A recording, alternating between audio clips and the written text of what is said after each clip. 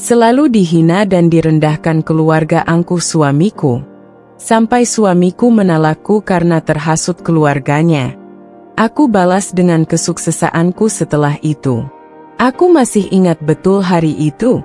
Hari ketika aku menginjakkan kaki di rumah keluarga suamiku untuk pertama kalinya sebagai seorang menantu. Aku berdiri di depan pintu besar yang menjulang tinggi, dengan ukiran kayu jati yang begitu mewah. Hati kecilku berbisik bahwa aku tak akan pernah benar-benar diterima di rumah ini. Tapi aku mencoba mengabaikan perasaan itu. Aku, Putri, hanyalah seorang wanita sederhana. Ayahku seorang pegawai negeri biasa. Ibuku seorang ibu rumah tangga yang mengurus kami dengan penuh kasih sayang. Aku tumbuh dalam keluarga yang hangat meski hidup kami serba pas-pasan. Namun, aku memiliki mimpi besar.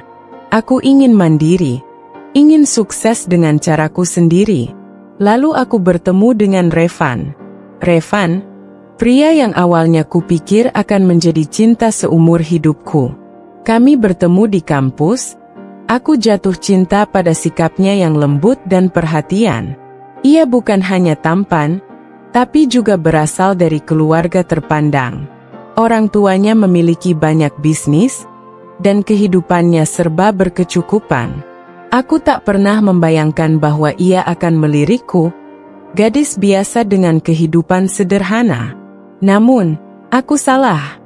Revan mendekatiku, mencintaiku, dan tanpa ragu melamarku. Aku bahagia, terlalu bahagia, hingga lupa bahwa di balik kebahagiaan itu ada bayang-bayang yang siap mengintai dan menghancurkanku.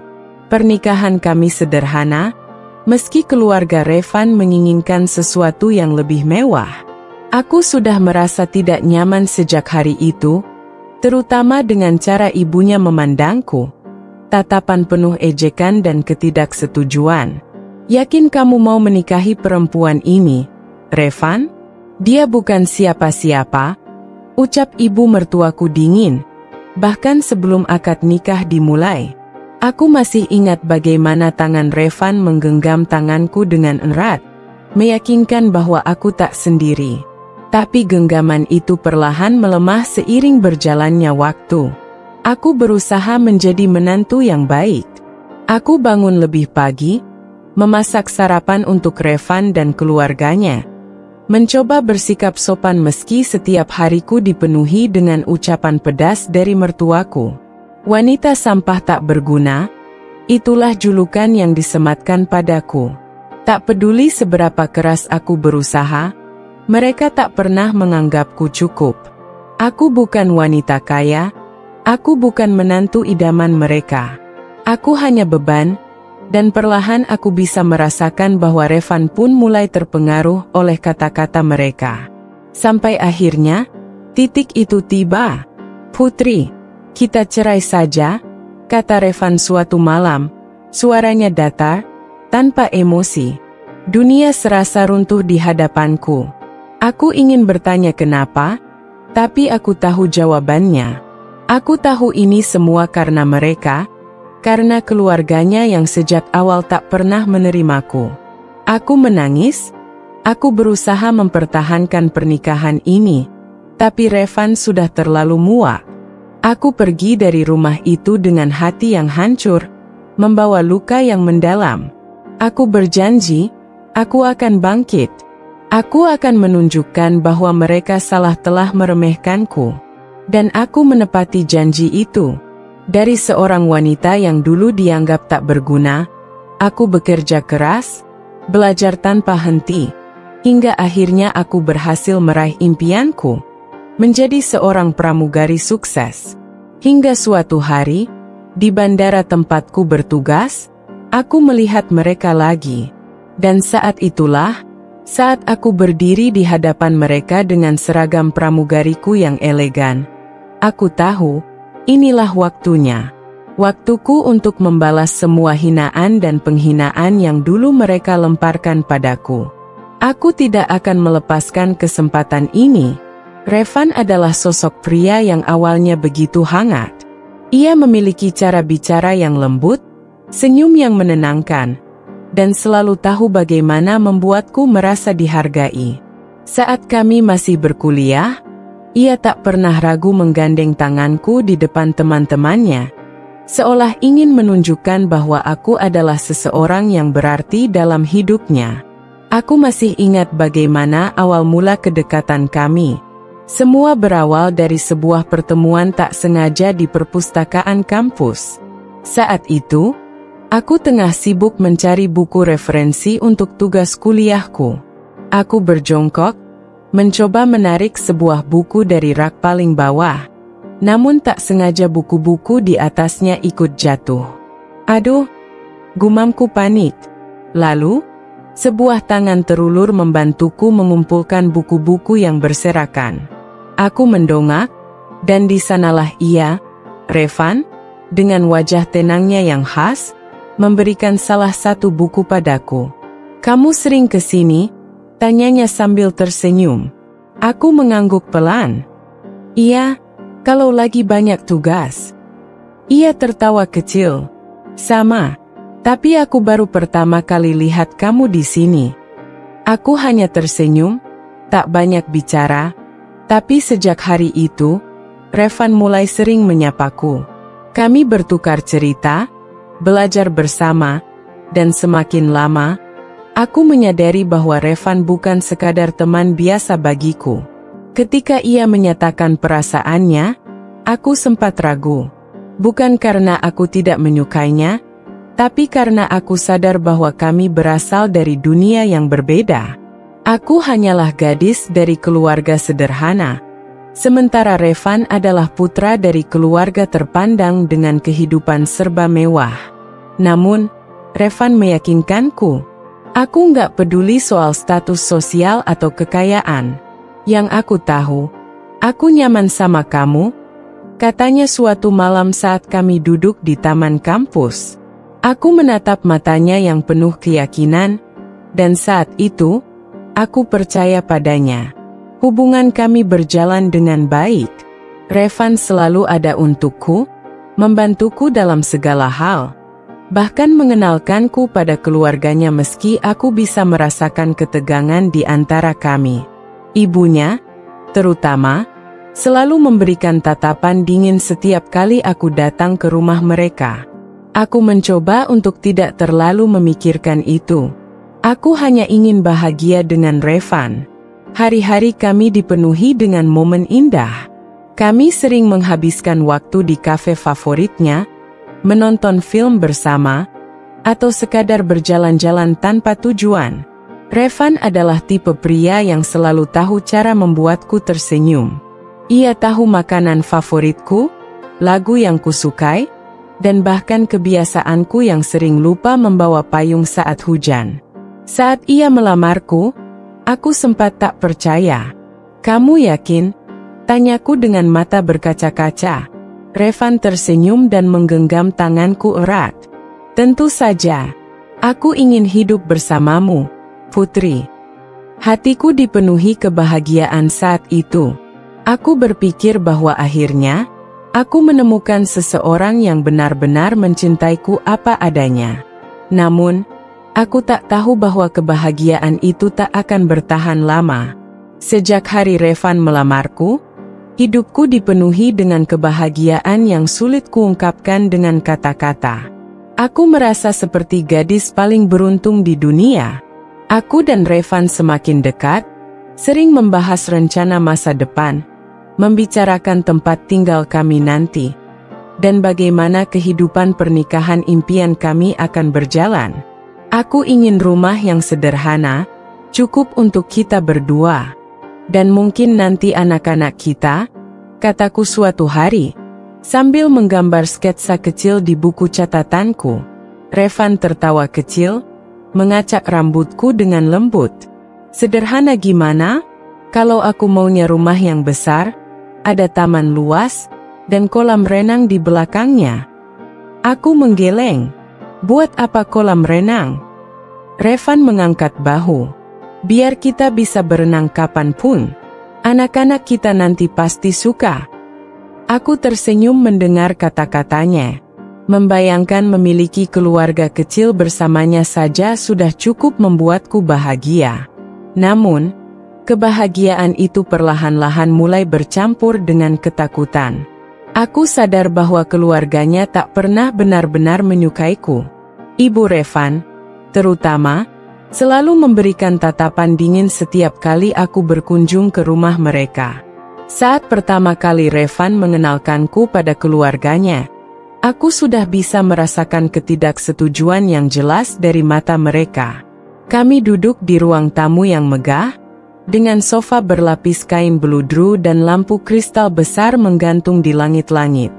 Aku berusaha bersikap sopan, menatap postur tubuhku agar terlihat anggun, meski hatiku diliputi kegugupan. "Jadi, kamu kerja di mana?" tanya ibunya tanpa basa-basi.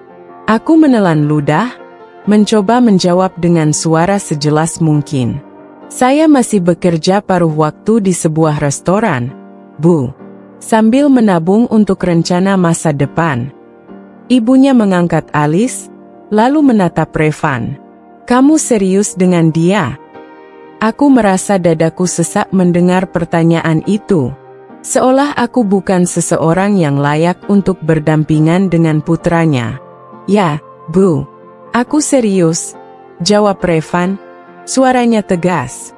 Ibunya mendengus pelan, sementara ayahnya hanya duduk diam tanpa ekspresi. Aku bisa merasakan ketegangan di ruangan itu, seolah kehadiranku membawa suasana yang tidak diinginkan. Setelah pertemuan itu, aku sempat merasa ragu. Aku tidak ingin menjadi penyebab hubungan Revan dan keluarganya memburuk. Tapi setiap kali aku membahasnya, Revan selalu meyakinkanku. "Aku nggak peduli, Putri. Aku mencintai kamu, bukan mereka yang memutuskan dengan siapa aku harus menikah," katanya dengan penuh keyakinan. Dan akhirnya, kami menikah.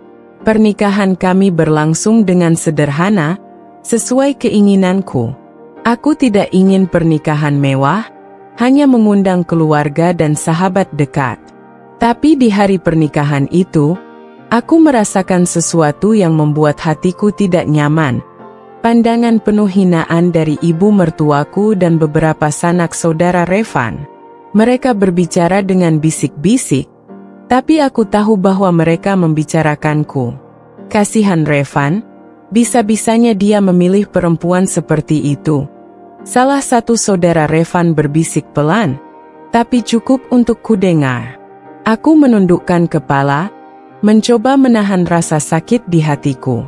Aku tahu sejak awal bahwa aku tidak akan diterima sepenuhnya, tapi aku tidak menyangka bahwa mereka akan sebegitu terbukanya dalam menunjukkan ketidaksukaan mereka. Revan tetap menggenggam tanganku, seolah berusaha meyakinkanku bahwa semuanya akan baik-baik saja. Tapi aku tidak bisa membohongi diri sendiri. Aku takut. Aku takut bahwa perlahan-lahan, pengaruh keluarganya akan merusak hubungan kami. Dan ketakutanku itu ternyata bukan tanpa alasan. Pernikahan kami berjalan dengan baik di awal. Revan masih seperti dulu, hangat, penuh perhatian, dan selalu berusaha membuatku bahagia. Tapi kehidupan kami di rumah keluarganya membuat semuanya menjadi sulit. Setiap hari, aku harus menghadapi komentar-komentar pedas dari ibu mertuaku. Pantas saja rumah ini berantakan, menantunya cuma bekas pelayan restoran, katanya suatu hari saat melihat beberapa piring belum dicuci. Aku hanya bisa diam. Aku tidak ingin memperkeruh keadaan dengan membalas ucapannya. Aku berpikir bahwa jika aku tetap bersabar, lama-kelamaan mereka akan menerimaku. Tapi aku salah. Setiap harinya, perlahan-lahan, Revan mulai berubah. Ia mulai pulang lebih larut, mulai lebih sering mendengar kata-kata ibunya, dan yang paling menyakitkan, ia mulai membiarkanku menerima perlakuan buruk dari keluarganya tanpa membela. Suatu malam, aku memberanikan diri untuk membicarakannya dengannya. "Revan, kenapa kamu diam saja waktu ibu bilang aku wanita nggak berguna?" Tanyaku. Suaraku bergetar menahan emosi. Revan menghela napas panjang, lalu duduk di sampingku. Putri, aku capek. Aku nggak mau terus-terusan ada di tengah-tengah kalian. Tapi, mereka selalu merendahkanku. Van, aku istrimu, kataku. Mataku mulai berkaca-kaca. Revan menatapku, dan untuk pertama kalinya, aku melihat ada keraguan di matanya. Aku cuma nggak mau ada pertengkaran, Putri. Mungkin kalau kamu lebih berusaha menyesuaikan diri, semuanya bisa lebih baik. Kata-katanya menusuk hatiku. Jadi ini salahku? Aku yang harus lebih menyesuaikan diri? Aku menunduk, merasakan sesuatu dalam hatiku perlahan-lahan retak. Aku sadar bahwa aku mulai kehilangan Revan, tapi aku masih bertahan. Aku mencoba segalanya agar pernikahan ini tetap utuh. Aku mencoba lebih sabar, lebih mengerti, dan lebih berusaha untuk mendapatkan tempat di keluarganya. Namun, semakin lama aku bertahan, semakin aku menyadari bahwa aku hanya berjuang sendirian. Dan di satu titik, aku tidak bisa lagi berpura-pura bahwa semuanya baik-baik saja. Aku terus berusaha mempertahankan pernikahanku. Aku mencoba segala cara agar ibu mertuaku bisa melihatku sebagai menantu yang pantas untuk Revan. Aku membantu mengurus rumah, mencoba lebih sering mengalah, bahkan memasak makanan kesukaan mereka meskipun selalu saja ada kritik yang terlontar. Namun, seberapa keras pun aku berusaha, tetap saja aku dianggap rendah. Setiap kali ada acara keluarga, aku selalu diperlakukan seperti bayangan, ada tapi seolah tidak diakui. Ibu mertuaku tidak pernah mengenalkanku dengan bangga kepada kerabatnya. Jikapun ia harus menyebut namaku, nadanya selalu terdengar meremehkan. "Ah, ini menantu saya, istrinya Revan," katanya suatu kali di sebuah acara keluarga. "Dia orang biasa, sederhana sekali." Aku tahu apa maksud dari kata sederhana yang ia ucapkan. Itu bukan pujian. Itu adalah cara halus untuk mengatakan bahwa aku tidak selevel dengan mereka. Tapi aku tetap diam. Aku tidak ingin membuat masalah dengan keluarganya. Aku masih berharap bahwa suatu hari, mereka akan menerimaku. Revan, di sisi lain, semakin sibuk dengan pekerjaannya. Ia jarang pulang tepat waktu dan lebih banyak menghabiskan waktu di luar rumah. Ketika aku mengeluh soal perlakuan keluarganya, ia hanya menanggapinya dengan acuh. "Sudahlah, Putri, jangan terlalu dipikirkan. Mereka memang seperti itu," katanya setiap kali aku mencoba mengungkapkan isi hatiku. Aku ingin Revan membelaku. Aku ingin ia ada di sisiku, menguatkanku. Tapi seiring berjalannya waktu, aku mulai merasa bahwa ia sudah tidak lagi melihatku sebagai bagian dari hidupnya. Hingga suatu malam, puncaknya terjadi. Aku baru saja selesai mencuci piring ketika ibu mertuaku masuk ke dapur dan menatapku dengan ekspresi penuh penghinaan. "Kamu ini sebenarnya punya malu nggak sih?" katanya tiba-tiba. Aku terdiam, menatapnya bingung. "Maksud ibu? Ibu sudah capek lihat kamu di rumah ini. Kamu itu tidak pantas untuk Revan. Kamu hanya beban."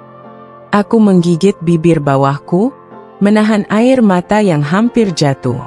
"Revan mencintaiku, Bu," kataku, mencoba mempertahankan harga diriku yang tersisa. Ibu mertuaku tertawa kecil, lalu melipat tangannya di dada. "Cinta? Hah? Kamu pikir cinta bisa bikin seseorang bahagia? Lihatlah, Revan semakin stres sejak menikah denganmu. Dia malu membawa kamu ke acara-acara penting. Kalau kamu punya hati, seharusnya kamu pergi saja dari sini." Dadaku terasa sesat. Aku ingin membalas ucapannya, ingin mengatakan bahwa aku juga memiliki harga diri. Tapi sebelum aku sempat berbicara, Suara langkah kaki terdengar. Aku menoleh dan melihat Revan berdiri di ambang pintu dapur. Ia telah mendengar semuanya. Hatiku berharap ia akan membelaku. Aku ingin ia mengatakan bahwa ibunya salah, bahwa ia masih mencintaiku. Tapi yang keluar dari mulutnya justru sesuatu yang menghancurkanku.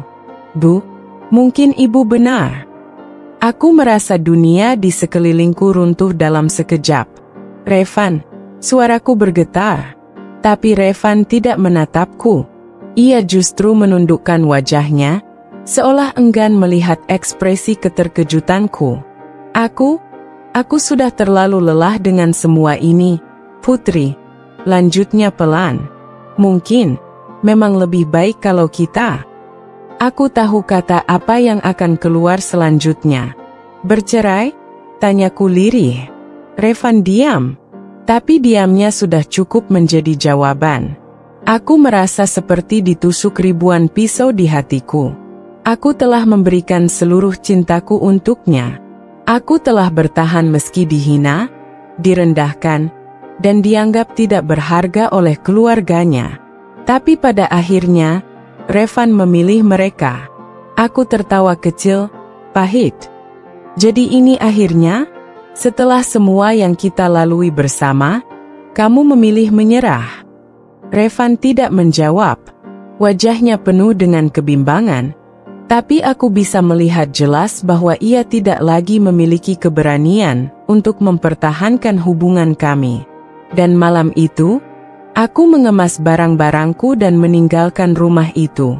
Aku berjalan keluar dengan kepala tegak, meski hatiku hancur berkeping-keping. Aku berjanji pada diriku sendiri, bahwa aku tidak akan menangis di depan mereka. Aku tidak akan memberikan mereka kepuasan untuk melihatku hancur. Tapi begitu aku keluar dari gerbang rumah itu, air mataku akhirnya jatuh. Aku kehilangan segalanya. Aku kehilangan cinta yang telah kupikir akan abadi. Aku kehilangan tempat yang selama ini ku sebut rumah. Tapi satu hal yang tidak aku sadari malam itu adalah, aku tidak kehilangan diriku sendiri. Dan aku bersumpah, suatu hari nanti, mereka akan menyesal telah menghancurkanku. Aku memulai hidup baru dengan penuh luka dan kehancuran. Setelah bercerai dari Revan, aku tidak tahu harus kemana. Aku hanya membawa beberapa potong pakaian dalam koper kecil, dan sejumlah tabungan yang tidak seberapa. Aku ingin pulang ke rumah orang tuaku, tapi aku tidak mau mereka melihatku dalam keadaan lemah dan hancur seperti ini. Aku akhirnya menyewa sebuah kamar kos kecil di pinggiran kota. Kamar yang sederhana, hanya ada satu ranjang dan meja kecil, tapi setidaknya aku punya tempat berteduh. Setiap malam aku menangis diam-diam, meratapi hidupku yang berubah drastis dalam sekejap. Aku yang dulu memiliki suami, rumah, dan keluarga, kini hanya seorang wanita yang dicampakkan dan tidak punya apa-apa. Aku sadar aku tidak bisa terus-menerus larut dalam kesedihan. Aku harus bangkit. Aku harus membuktikan bahwa aku tidak selemah yang mereka kira. Aku mulai mencari pekerjaan. Apa saja yang bisa kulakukan untuk bertahan hidup. Berbulan-bulan aku berjuang. Aku bekerja sebagai pelayan di sebuah restoran kecil, sesuatu yang tidak pernah aku bayangkan sebelumnya. Aku menerima banyak hinaan dan perlakuan tidak menyenangkan dari pelanggan, tapi aku bertahan.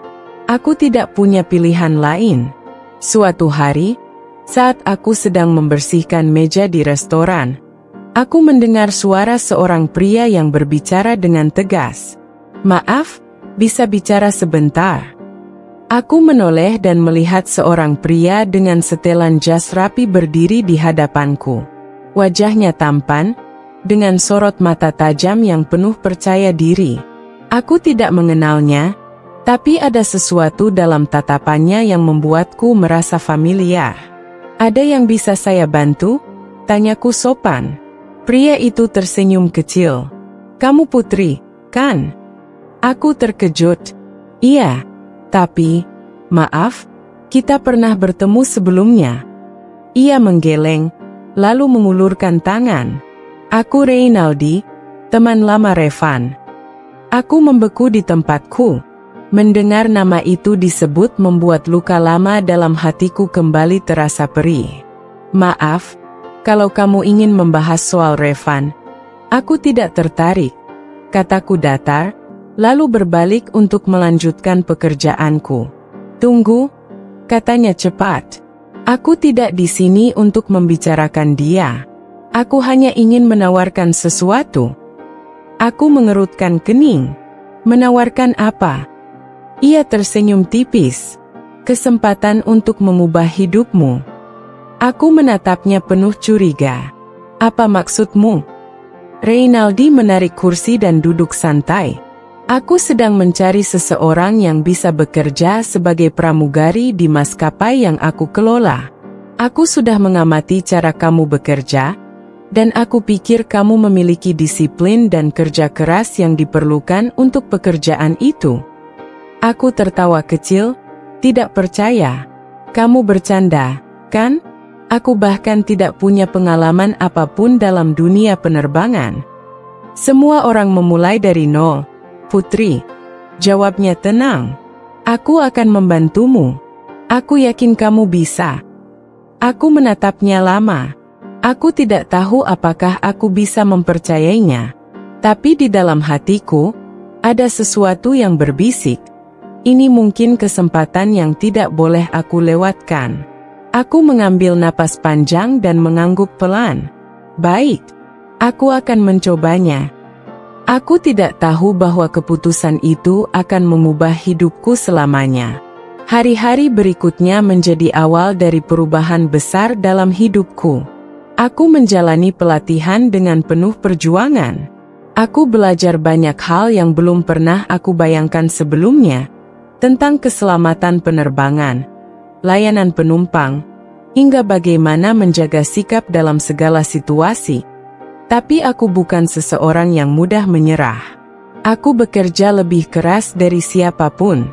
Aku menghafal prosedur dengan tekun, berlatih dengan serius, dan menelan semua rasa lelahku demi bisa menjadi seseorang yang lebih baik.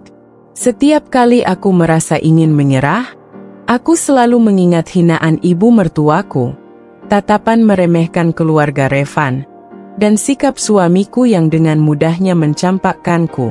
Aku berjanji pada diriku sendiri, bahwa aku akan membuktikan kepada mereka, bahwa aku bukan wanita lemah yang bisa diremehkan begitu saja. Waktu berlalu, dan akhirnya aku lulus pelatihan. Aku diterima sebagai pramugari resmi di salah satu maskapai ternama. Mengenakan seragam kebanggaanku untuk pertama kalinya adalah momen yang tidak akan pernah aku lupakan. Aku menatap pantulan diriku di cermin dengan mata yang berkaca-kaca. Aku bukan lagi wanita yang dipandang rendah, bukan lagi istri yang tersisihkan dan diusir dari rumah tanpa sedikit pun dihargai. Aku telah berdiri di atas kakiku sendiri. Hari pertama aku bertugas sebagai pramugari. Aku merasa gugup tapi juga bersemangat. Aku ingin membuktikan bahwa aku pantas berada di sini, bahwa aku layak mendapatkan kesuksesan ini. Aku menjalani tugasku dengan penuh semangat dan profesionalisme. Hingga suatu hari, sesuatu terjadi. Saat aku sedang bertugas di bandara, aku melihat sosok yang tak asing di mataku. Langkahku terhenti. Hatiku berdegup kencang. Di sana, berdiri dengan angkuhnya, adalah Revan dan keluarganya. Mereka sedang menunggu penerbangan ke luar negeri. Ibu mertuaku masih dengan dandanan mewah dan ekspresi sombongnya, ayah mertuaku dengan jas mahalnya, dan Revan, pria yang dulu pernah menjadi suamiku, berdiri dengan tampilan rapi, seolah tidak pernah terjadi apa-apa dalam hidupnya. Aku melihat mereka tertawa kecil, seolah dunia selalu berpihak pada mereka. Amarah yang selama ini kupendam meledak begitu saja. Semua luka, semua penghinaan, Semua kesedihan yang pernah mereka timpakan padaku kini berubah menjadi dendam yang tak terbendung. Aku berjalan mendekat dengan langkah penuh keyakinan. Mereka tidak langsung mengenaliku. Hingga ibu mertuaku menoleh dan matanya membulat dalam keterkejutan. "Putri?" Suaranya setengah tercekik. Revan pun ikut menoleh. Tatapan kami bertemu, dan untuk pertama kalinya, aku melihat sesuatu di matanya yang tidak pernah ada sebelumnya. Keterkejutan, ketidakpercayaan, dan penyesalan. Aku tersenyum sinis. "Apa kabar, Bu?" Ibu mertuaku masih terpaku. Matanya menatapku dari atas ke bawah. Dulu, aku adalah wanita sederhana yang selalu ia hina. Sekarang, aku berdiri di hadapannya dengan seragam pramugari kebanggaanku. Terlihat jauh lebih berkelas daripada yang pernah ia bayangkan. Apa kamu kerja di sini?" tanyanya, suaranya sedikit bergetar. Aku menyilangkan tangan di dada dan mendongak angkuh. "Ya, dan bukan sebagai petugas kebersihan atau pelayan restoran seperti yang mungkin ibu harapkan." Aku melihat wajahnya berubah merah, bibirnya bergetar menahan amarah. "Tidak mungkin," gumamnya pelan. Aku menahan tawa. "Mengapa tidak mungkin? Karena menurutmu aku wanita sampah yang tidak berguna? Karena menurutmu aku tidak pantas untuk sukses?" Revan masih terdiam. Tatapannya masih tertuju padaku, seolah ia masih mencoba memahami apa yang sedang terjadi. Aku melangkah lebih dekat, lalu merogoh tas kecilku dan mengeluarkan segepok uang tunai yang telah kusiapkan. Tanpa ragu, aku melemparkannya tepat ke wajah ibu mertuaku. Semua orang yang ada di sekitar kami terkejut.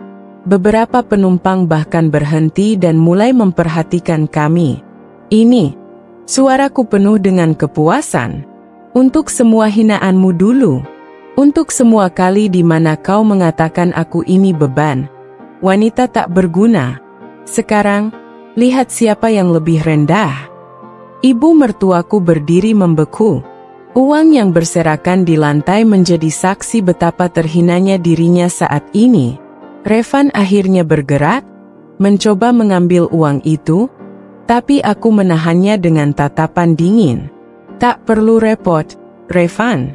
Anggap saja itu sebagai bayaran atas semua luka yang kalian tinggalkan." Aku bisa melihat wajahnya menegang.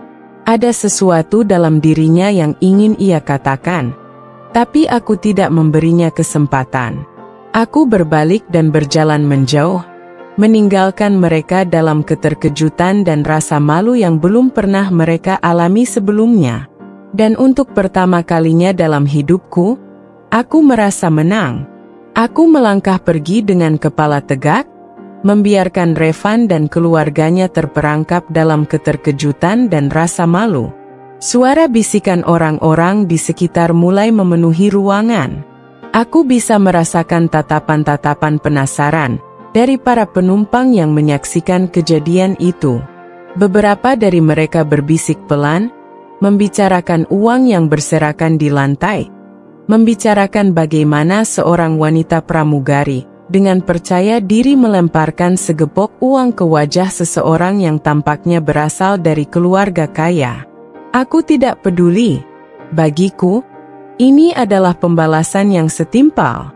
Semua hinaan, semua penderitaan yang pernah mereka berikan padaku, kini berbalik menghantam mereka di depan publik. Aku tidak akan membiarkan mereka melangkah dengan kesombongan yang sama seperti dulu. Tapi baru beberapa langkah, aku mendengar suara langkah kaki yang tergesa-gesa mendekat. "Putri, tunggu." Suara itu, suaranya. Aku berhenti, namun tidak menoleh. Aku tahu siapa yang memanggilku. Aku tahu suara ini. Suara yang dulu aku kenal dengan sangat baik. Suara yang dulu begitu hangat bagiku. Namun kini tak lebih dari sebuah gema menyakitkan, dari masa lalu yang ingin aku hapus. "Putri, aku mohon, kita perlu bicara." Suara Revan terdengar sedikit gemetar. Aku menghela napas dalam, kemudian berbalik dengan tatapan dingin. Bicara soal apa, Revan? Apa ada yang belum jelas? Aku rasa sudah cukup jelas siapa yang menang dan siapa yang kalah di sini. Revan terdiam sejenak.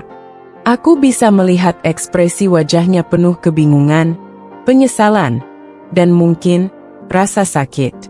Ia tampak berbeda. Tidak lagi sama seperti pria yang pernah meninggalkanku dulu.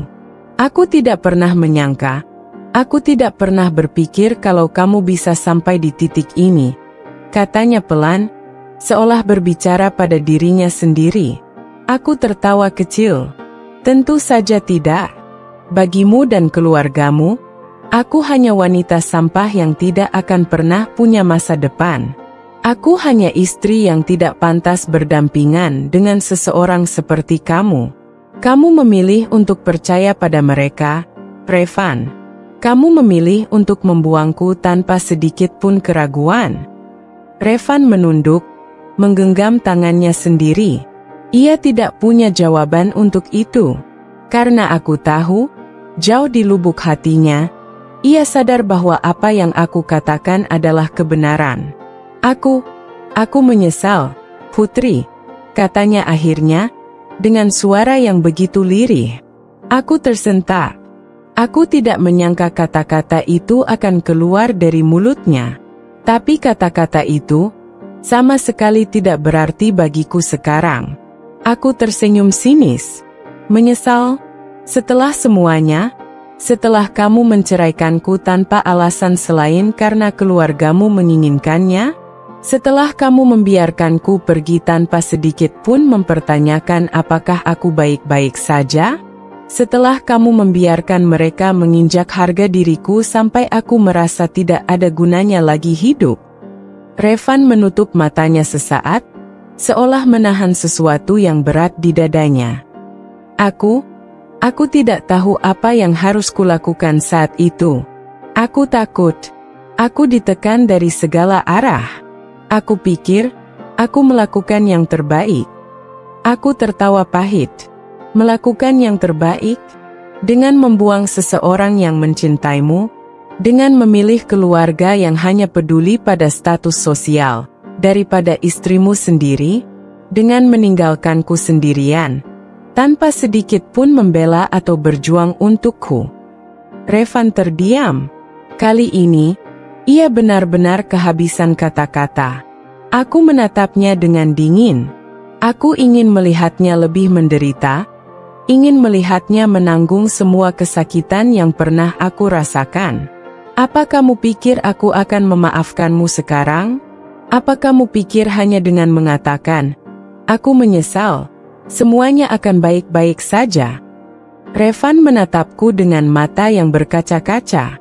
Aku tahu aku tidak bisa mengubah masa lalu, Putri. Aku tahu aku sudah menyakitimu. Tapi aku ingin memperbaikinya. Aku menggeleng pelan. Terlambat, Revan. Terlalu terlambat. Aku berbalik dan melangkah pergi. Aku tidak akan membiarkan masa laluku menghancurkan masa depan yang telah aku bangun dengan susah payah.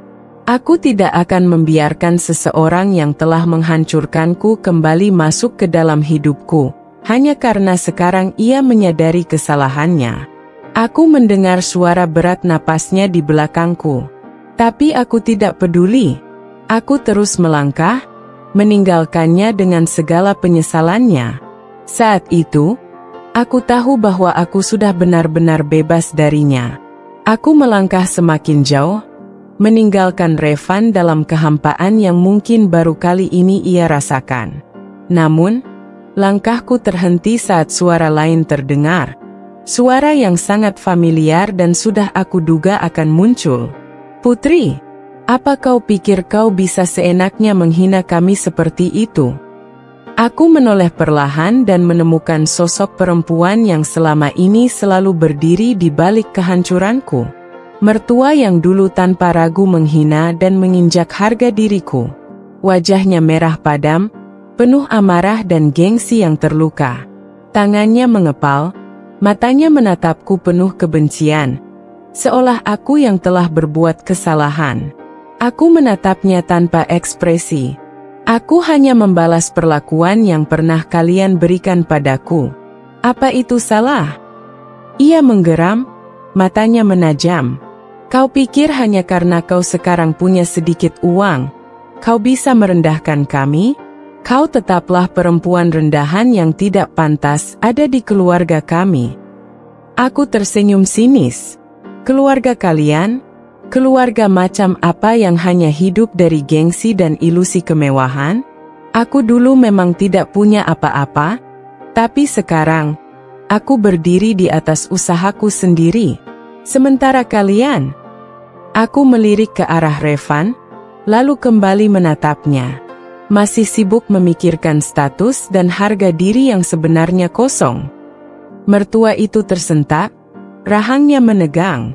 Aku bisa melihat gengsinya terluka. Dulu, aku hanya bisa menunduk saat ia menghina dan meremehkanku. Tapi kini, aku berdiri sejajar, bahkan mungkin jauh lebih tinggi darinya. Tiba-tiba, sebuah suara lain bergema, lebih tajam dan menusuk. Kak Putri. Aku menoleh dan melihat sosok yang paling tidak ingin aku temui hari ini. Dia, wanita yang dulu dengan santainya merebut suamiku. Perempuan yang dulu dipuja-puja oleh mertua dan keluarganya.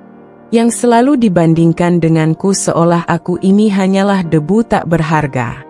Dia berdiri di sana, mengenakan gaun mahal dengan tas branded menggantung di lengannya. Wajahnya tetap cantik seperti dulu, tapi aku bisa melihat sesuatu di matanya. Ketakutan? Kecemasan? Atau mungkin penyesalan? Aku menyeringai. Oh, aku pikir kau sangat bahagia sekarang. Apa kabar? Ia menggigit bibirnya, lalu melirik ke arah Revan yang masih terdiam. Aku tidak pernah menyangka kau akan jadi seperti ini, Kak Putri. Aku tertawa kecil. Seperti ini? Maksudmu, sukses? Berbeda dari perempuan menyedihkan yang dulu kalian hina. Aku melipat tangan di dadaku. Harusnya kalian tahu, roda berputar. Dulu aku berada di bawah, dan sekarang aku ada di atas. Sementara kalian, aku sengaja menggantungkan kalimatku, membiarkan mereka menyadari sendiri bagaimana keadaan mereka sekarang. Perempuan itu menegang, lalu dengan nada yang hampir putus asa, ia berkata, Aku tidak pernah berniat merebut Revan darimu, Kat. Aku mendengus. Oh, sungguh? Lalu apa yang kau lakukan saat itu? Berpura-pura jadi sahabatku sementara kau menikamku dari belakang. Ia terdiam, wajahnya memucat, bibirnya gemetar, tapi tidak ada kata-kata yang keluar. Aku bisa melihatnya menelan ludah, seolah ingin membela diri tapi tidak bisa. Revan tiba-tiba melangkah ke depan, menatapku dengan wajah penuh keseriusan. Putri, aku mohon. Aku tahu aku salah. Aku tahu aku bodoh.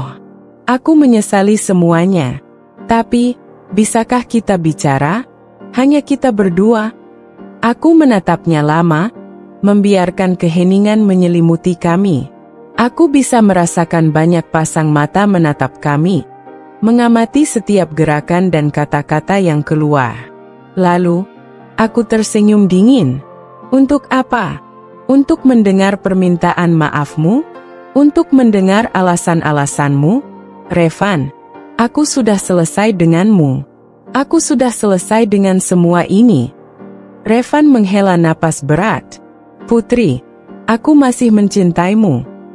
Jantungku berdegup, tapi aku tidak membiarkan diriku terpengaruh. Aku tertawa kecil, tawa penuh kepahitan dan sindiran. Cinta, kau baru menyadarinya setelah aku berhasil bangkit? Kau baru menyadarinya setelah aku tidak lagi ada di tempat yang bisa kau rendahkan. Aku menatapnya tajam. Kau bukan mencintaiku, Revan. Kau hanya menyesali pilihanmu. Matanya bergetar, Rahangnya mengeras, tapi ia tidak membantah. Karena ia tahu, aku benar. Aku melangkah maju, semakin mendekat ke arahnya. Lalu dengan suara pelan tapi menusuk, aku berkata, "Kalau kau benar mencintaiku, kau tidak akan pernah membiarkan aku pergi. Tapi kau melakukannya. Kau membuangku, dan sekarang, aku sudah tidak membutuhkanmu lagi." Aku melihat bagaimana wajah Revan perlahan hancur. Matanya kehilangan cahaya, seolah kata-kataku adalah pedang yang menusuk ke dalam jiwanya. Aku berbalik, menatap mertua yang masih terdiam dengan wajah memerah karena amarah yang ditahan. "Kalian telah menghancurkanku sekali, tapi aku bangkit. Dan sekarang, aku pastikan kalian tidak akan pernah bisa meremehkanku lagi." Aku mengambil satu langkah terakhir, lalu dengan gerakan cepat, aku merogoh dompetku dan mengeluarkan beberapa lembar uang ratusan ribu. Dengan satu gerakan, aku melemparkannya ke lantai, tepat di depan mereka. "Ambil itu. Anggap saja itu harga untuk penghinaan yang dulu kalian berikan padaku." Hening. Semua orang di sekitar menahan napas. Mata mereka membelalak, tidak percaya dengan apa yang baru saja terjadi. Revan menatapku dengan ekspresi tak terbaca, sementara perempuan yang dulu merebutnya tampak seperti ingin menangis. Aku tersenyum tipis, lalu tanpa menoleh lagi, aku melangkah pergi. Aku telah menutup babak lama dalam hidupku, dan aku tidak akan pernah menoleh ke belakang lagi. Aku melangkah dengan mantap, meninggalkan mereka yang masih membeku dalam keterkejutan. Setiap langkah yang kuambil adalah sebuah kemenangan. Kemenangan atas rasa sakit yang dulu mereka berikan. Kemenangan atas diriku sendiri yang berhasil keluar dari keterpurukan. Namun, sebelum aku benar-benar pergi, suara Revan kembali terdengar. Kali ini lebih putus asa dari sebelumnya. "Putri, jangan pergi." Aku berhenti sejenak, tapi aku tidak menoleh. Aku bisa merasakan betapa hancurnya dia saat ini. Tapi apakah aku peduli? Tidak. Semua ini adalah konsekuensi dari pilihannya sendiri. "Putri, aku mohon. Aku salah. Aku benar-benar salah. Aku terlalu bodoh untuk menyadarinya lebih cepat." Aku masih tidak bergerak. Hanya angin bandara yang menjadi saksi bagaimana seorang pria yang dulu begitu tinggi hati kini merendah di hadapanku. "Putri, aku..." Suaranya tercekat, dan entah karena dorongan emosi yang sudah tidak bisa ia bendung lagi, aku bisa mendengar langkah cepatnya mendekat ke arahku. Namun, sebelum dia bisa menyentuhku, sebuah suara tegas menghentikannya. "Jangan berani-berani menyentuhnya." Aku menoleh, dan melihat sosok yang selama ini memberiku kekuatan untuk bangkit. Revan langsung berhenti di tempat, wajahnya seketika mengeras. Aku bisa melihat rahangnya menegang saat ia menatap pria yang kini berdiri di sampingku. Revan menatapnya dengan penuh ketegangan. "Siapa kau?" Pria itu tersenyum tipis, tapi di balik senyumannya ada ketegasan yang tak terbantahkan. Aku adalah seseorang yang sekarang ada di sisinya. Berbeda denganmu yang hanya tahu cara menghancurkannya." Revan mengepalkan tangannya, tapi ia tidak bisa membantah. Aku menghela napas, lalu menoleh ke pria di sampingku. "Ayo pergi." Tanpa ragu, aku meninggalkan semua itu. Meninggalkan masa lalu yang hanya berisi luka dan pengkhianatan. Aku tidak lagi membutuhkan mereka. Aku tidak lagi ingin melihat mereka. Aku telah memiliki kehidupanku sendiri, dan aku tidak akan membiarkan siapapun menghancurkannya lagi.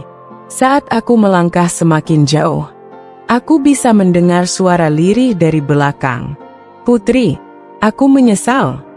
Aku memejamkan mata, membiarkan kata-kata itu hanyut dalam angin. Aku tidak akan pernah kembali pada mereka. Tidak akan pernah. Aku sudah menang. Aku pikir semuanya sudah berakhir. Aku sudah pergi dengan kepala tegak, meninggalkan mereka yang dulu menginjak-injak harga diriku. Namun, ternyata takdir belum benar-benar membiarkan mereka hilang dari kehidupanku. Hari-hari berikutnya, aku kembali ke rutinitasku sebagai pramugari. Aku terbang ke berbagai negara, menikmati pekerjaanku yang dulu hanya bisa aku impikan. Setiap kali aku melangkah di bandara, aku merasa bangga dengan diriku sendiri. Tak ada lagi Putri yang dulu diremehkan, yang dulu dianggap sampah oleh keluarganya Revan. Aku sudah berubah, dan aku bahagia dengan hidupku sekarang. Tapi ternyata, masa lalu belum selesai denganku. Suatu hari setelah penerbangan panjang dari Paris, aku baru saja tiba di apartemenku ketika ponselku berdering. Nomor tak dikenal. Aku ragu sejenak, tapi akhirnya aku mengangkatnya. "Halo, Putri, ini aku." Suara itu, aku langsung mengenalinya. Suara yang dulu sangat aku cintai, tapi juga yang paling melukaiku. Aku langsung ingin menutup telepon, tapi sebelum aku bisa melakukannya, Revan berbicara lagi. "Putri, kumohon, jangan tutup. Aku hanya ingin bicara sebentar saja." Aku mengepalkan tanganku. "Kita sudah tidak ada urusan lagi, Revan. Aku tahu kau tidak ingin mendengar apapun dariku. Tapi kumohon, hanya sekali ini saja. Aku ingin bertemu denganmu. Ada sesuatu yang harus kau ketahui." Aku tertawa kecil, penuh sinisme. "Apalagi, Revan? Kau ingin meminta maaf lagi? Atau kau ingin mengatakan kalau kau masih mencintaiku?" Aku sudah muak mendengar semua itu. "Bukan itu." Suaranya terdengar serius. "Ini tentang keluargaku, tentang ibuku." Aku terdiam sejenak. Aku tak peduli dengan mereka. Itu yang selalu aku yakinkan pada diriku sendiri. Tapi kenapa hatiku sedikit terusik mendengar ucapannya? "Apa maksudmu?" Tanyaku dingin. Aku tidak bisa menjelaskannya lewat telepon. "Kumohon, Putri, hanya satu kali ini saja. Temui aku. Jika setelah ini kau tetap tidak ingin melihatku lagi, aku tidak akan mengganggumu lagi. Aku janji." Aku bimbang. Aku tidak ingin bertemu dengannya lagi. Aku sudah meninggalkan masa lalu. Aku tidak ingin terseret kembali dalam lingkaran yang sama. Tapi ada sesuatu dalam suaranya yang membuatku merasa aneh. Sesuatu yang terdengar seperti keputusasaan. Akhirnya, dengan berat hati, aku menghela napas. "Baiklah, tapi ini yang terakhir kali, Revan." Aku memilih kafe di tengah kota, tempat yang cukup ramai agar aku tidak merasa terjebak berdua dengannya. Aku datang lebih dulu, duduk di sudut ruangan, menunggu dengan perasaan tak menentu. Tak lama kemudian, Revan datang. Ia tampak lebih kurus dari terakhir kali aku melihatnya di bandara. Wajahnya tidak lagi semenarik dulu, ada kelelahan yang jelas di sana. Aku tidak berkata apa-apa saat dia duduk di hadapanku. Aku hanya menatapnya dingin, menunggu penjelasannya. "Terima kasih sudah mau datang," katanya pelan. "Apa yang kau ingin katakan?" Aku langsung to the point. Aku tidak ingin berlama-lama dengannya. Revan menarik napas dalam, lalu menatapku penuh keseriusan. "Ibuku sakit parah, Putri. Dokter mengatakan dia mungkin tidak akan bertahan lama." Aku tidak tahu harus merespons apa. Haruskah aku peduli? Ini adalah wanita yang dulu menghinaku habis-habisan, yang membuat hidupku seperti neraka. Tapi sekarang, ia sakit parah. Dan entah kenapa, aku merasa ada sesuatu yang aneh dalam berita ini. Aku tidak mengerti. "Revan, apa hubungannya denganku?" Revan menggenggam tangannya sendiri, seperti menahan sesuatu yang berat. Sebelum dia jatuh sakit, dia sering menyebut namamu. Dia menyesal, Putri. Aku menatapnya tanpa ekspresi. Menyesal? Sekarang, setelah semuanya terlambat. Aku tertawa sinis. Lucu sekali. Dulu dia menganggapku sampah. Sekarang, tiba-tiba dia ingin aku peduli. Revan menundukkan kepalanya. Aku tidak meminta kau untuk memaafkannya, Putri. Aku hanya ingin kau tahu, dia ingin bertemu denganmu sebelum semuanya terlambat. Hatiku terasa berat. Aku tidak tahu bagaimana harus merespons permintaan ini. Haruskah aku pergi dan melihatnya? Atau haruskah aku membiarkan mereka menuai apa yang mereka tanam? Aku tidak langsung menjawab. Aku hanya menatap keluar jendela, melihat dunia yang terus berjalan tanpa peduli pada drama yang sedang terjadi dalam hidupku. Akhirnya, setelah beberapa saat, aku berkata, aku butuh waktu untuk memikirkan ini. Aku melihat ekspresi lega di wajah Revan, tapi aku tidak peduli.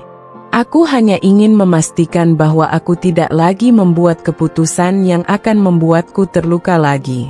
Dan kali ini, jika aku harus berhadapan dengan mereka lagi, aku tidak akan menjadi putri yang dulu.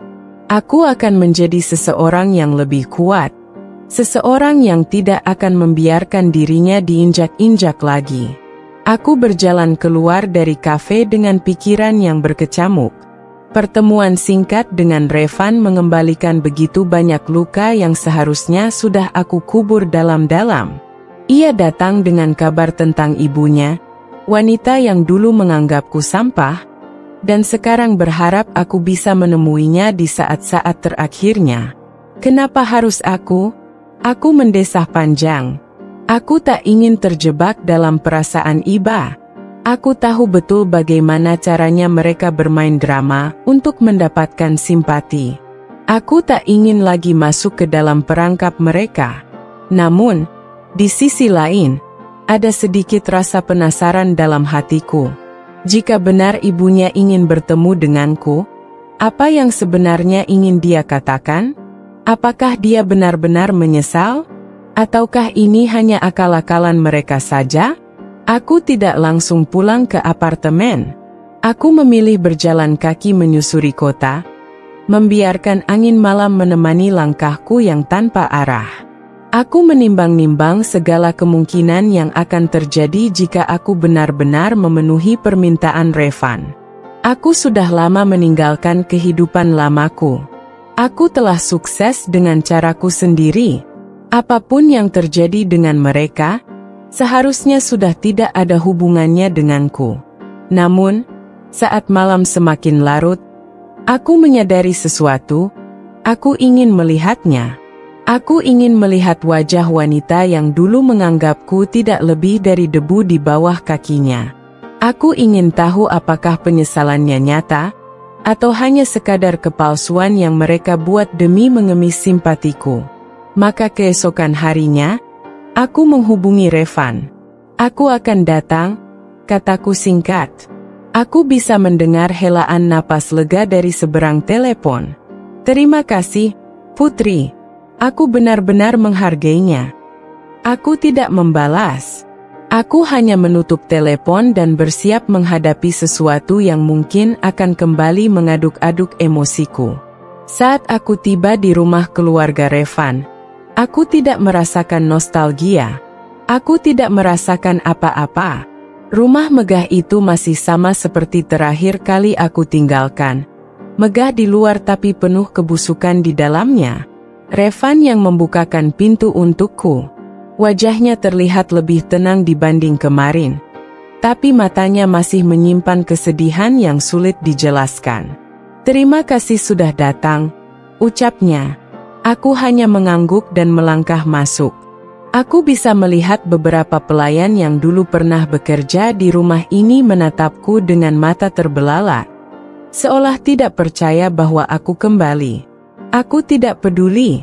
Aku hanya ingin menyelesaikan ini secepat mungkin. Revan membawaku ke kamar ibunya. Begitu pintu terbuka, aku melihat sosok yang dulu begitu angkuh dan tak tersentuh, kini terbaring lemah di atas ranjang. Ibu Revan tampak jauh berbeda dari terakhir kali aku melihatnya. Tubuhnya yang dulu terlihat sehat dan penuh percaya diri kini terlihat ringkih. Wajahnya pucat, dan matanya yang dulu selalu menatapku dengan kebencian kini tampak kosong. Saat pandangannya menangkap sosokku, matanya sedikit melebar. Aku bisa melihat berbagai emosi yang berkecamuk di sana, terkejut, malu, dan sesuatu yang tak pernah kulihat sebelumnya, penyesalan. Aku berdiri di ambang pintu, menunggu dia berbicara lebih dulu. "Putri," suaranya serak, lemah. "Kau datang?" Aku tidak menjawab. Aku hanya menatapnya dingin, menunggu apa yang ingin ia katakan. Aku minta maaf," ucapnya pelan. Suaranya begitu lirih, seakan setiap kata yang keluar dari mulutnya adalah sebuah perjuangan. Aku masih diam. Aku ingin melihat sejauh mana dia akan berbicara. "Aku, selama ini telah salah menilaimu. Aku terlalu buta oleh kesombongan. Aku mengira kau tidak pantas untuk Revan. Aku pikir kau hanya akan membawa kehancuran bagi keluarga ini." Matanya mulai basah. Tapi aku salah. Aku mengangkat alis. "Kau baru menyadarinya sekarang?" Tanyaku dingin. Ia terisak. "Aku terlalu bodoh untuk melihat. Kau adalah wanita yang kuat. Kau telah membuktikan bahwa kau bisa berdiri sendiri tanpa kami. Dan aku menyesal, Putri." Aku menghela napas panjang. "Penyesalanmu tidak akan mengubah apapun," kataku tanpa emosi. Ia menatapku dengan penuh harap. "Tapi, setidaknya, aku ingin kau tahu, aku benar-benar menyesal. Dan aku tidak ingin membawa kebencian ini sampai aku menutup mata." Aku tidak bisa menggambarkan apa yang aku rasakan saat itu. Aku tidak bisa bilang aku bahagia mendengar penyesalannya, tapi aku juga tidak merasakan kepuasan seperti yang kubayangkan. Aku memandangnya lama, lalu berkata, "Aku telah memaafkanmu. Tapi bukan berarti aku bisa melupakan apa yang kau lakukan padaku." Air matanya semakin deras mengalir. Ia mencoba mengangkat tangannya seolah ingin menggenggam tanganku. Tapi aku tidak bergerak. "Aku tidak bisa." "Terima kasih," bisiknya lirih. Aku menatapnya untuk terakhir kali, lalu melangkah pergi. Aku tidak ingin berlama-lama di sana. Saat aku keluar dari kamar itu, Revan menatapku dengan mata berkaca-kaca. "Aku tahu ini tidak cukup untuk menghapus semua luka yang sudah kami buat," katanya pelan. "Tapi terima kasih, karena telah datang." Aku menatapnya sebentar, lalu berkata, "Aku tidak datang untukmu, Revan. Aku datang untuk diriku sendiri."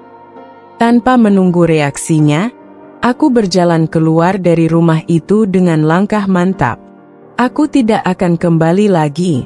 Aku telah memberikan maafku, tapi aku tidak akan pernah memberikan kesempatan kedua.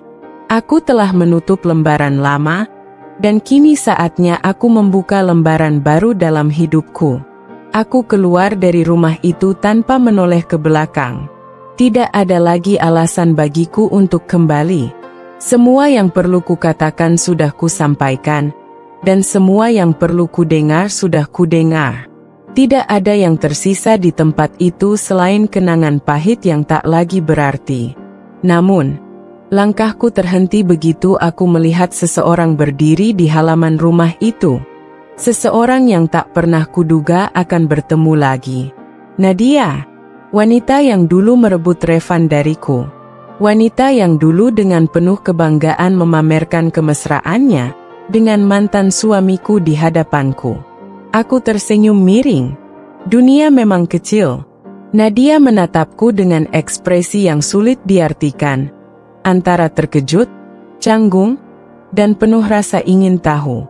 Berbeda dengan terakhir kali aku melihatnya, kali ini ia tampak lebih lesu, tak lagi berkilau seperti dulu. Aku tetap berjalan melewatinya, tak ingin membuang-buang waktu. Namun, suara Nadia menghentikanku. "Kau benar-benar sudah berubah, Putri," katanya. Aku menoleh, menatapnya tanpa ekspresi. "Apa maksudmu?" Ia tersenyum kecil, namun senyum itu tidak lagi penuh kemenangan seperti dulu. "Ada kelelahan di sana. Dulu, kau hanya seorang wanita sederhana yang tak tahu cara melawan. Tapi sekarang, kau berdiri dengan begitu angkuh, begitu percaya diri. Bahkan saat kau menghadapiku, aku merasa, aku yang lebih rendah." Aku mengangkat alis. "Dan itu masalah bagimu?" Nadia terkekeh pelan, tapi tidak ada kebahagiaan dalam tawanya. "Mungkin sedikit," katanya lirih. "Dulu aku pikir aku menang saat berhasil merebut Revan darimu. Aku pikir aku akan hidup bahagia sebagai istri pria kaya raya." Aku menunggu, membiarkannya berbicara. Tapi ternyata, tidak seperti yang kubayangkan. Aku tetap diam, tapi aku tidak bisa menyangkal bahwa aku tertarik dengan apa yang akan ia katakan. "Revan, dia tidak pernah benar-benar mencintaiku," lanjutnya. "Awalnya, aku pikir dia hanya butuh waktu. Aku pikir setelah menikah, dia akan mulai melihatku sebagai wanita yang sempurna untuknya. Tapi seiring waktu, aku sadar, wajahnya berubah muram. Dia hanya menggunakan aku untuk membuktikan sesuatu pada keluarganya. Untuk membuktikan bahwa dia bisa mendapatkan wanita yang lebih baik darimu." Aku tersenyum kecil. "Ironis." "Ya, sangat ironis," kata Nadia. "Karena pada akhirnya, aku tidak lebih dari alat untuk memenuhi egonya. Dia berubah menjadi pria yang dingin, acuh tak acuh. Aku mulai merasa seperti aku adalah bayanganmu. Aku mulai membandingkan diriku denganmu, dan aku benci mengakuinya, tapi kau jauh lebih baik dariku." Aku tidak tahu harus merespons seperti apa. Bagian diriku ingin merasa puas mendengar penderitaannya, tapi di sisi lain, aku sadar, tidak ada kebahagiaan dalam balas dendam semacam ini. "Aku tidak peduli dengan apa yang terjadi antara kau dan Revan," kataku akhirnya. "Itu urusan kalian. Aku sudah lama meninggalkan semua itu." Nadia menatapku lama, lalu mengangguk pelan. "Aku mengerti," katanya. "Tapi aku hanya ingin kau tahu, kau bukan wanita yang kalah, Putri. Kau yang sebenarnya menang. Kau meninggalkan kami semua, dan kau kembali sebagai seseorang yang lebih baik. Sementara aku..." Ia tertawa pahit. "Aku yang terjebak dalam pernikahan yang penuh kepalsuan ini."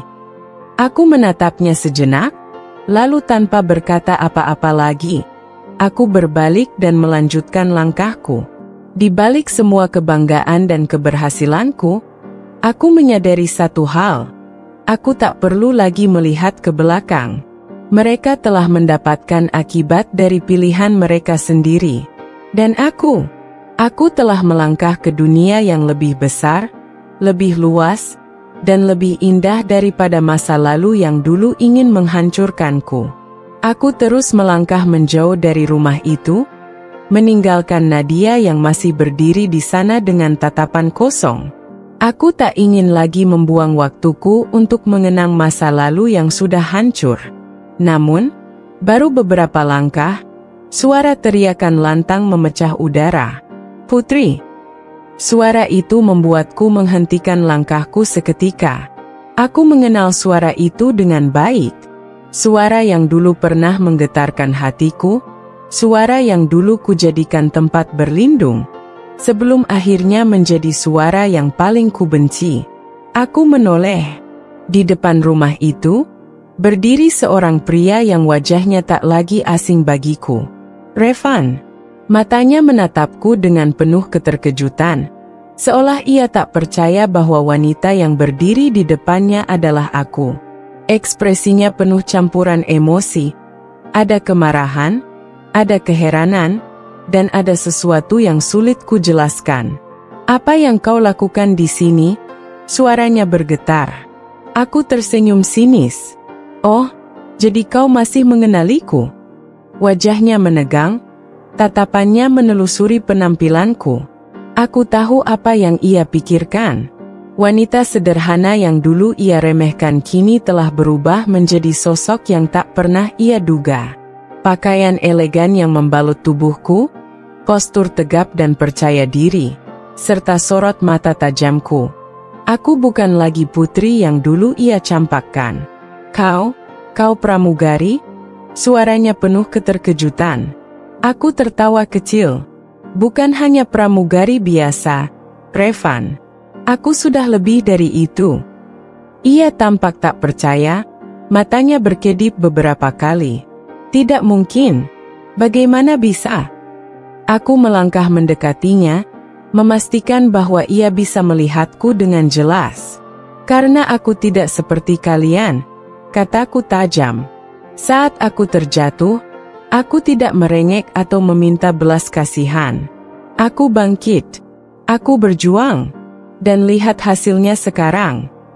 Wajah Revan semakin menegang, rahangnya mengeras.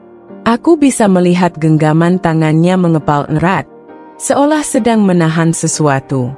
"Dan kau?" tanyaku dengan nada mengejek. "Masih hidup dari gengsi keluargamu? Masih menikmati kemewahan yang bukan hasil kerja kerasmu sendiri?" Revan tak langsung menjawab. Tatapannya berubah semakin gelap, seolah aku telah menusuk harga dirinya dengan kata-kataku. Namun, tiba-tiba, pintu rumah terbuka lebar dan seorang wanita muncul dari dalam. Ibunya. Ibu mertua yang dulu selalu menghinaku tanpa henti. Begitu melihatku, wajahnya langsung berubah. Matanya membulat, seolah melihat hantu dari masa lalu. "Kak, kamu? Putri?" Aku tersenyum penuh kemenangan. "Apa kabar, Bu?" Wanita itu terdiam, matanya memindai penampilanku dari atas ke bawah. Aku tahu apa yang ada di pikirannya. Dulu aku dianggap tak pantas, tak berkelas, tak bernilai. Tapi kini, aku berdiri di hadapannya sebagai wanita sukses yang tak lagi bisa diremehkan. "Tidak mungkin. Tidak mungkin kau yang dulu bisa berubah seperti ini." Suaranya terdengar gemetar.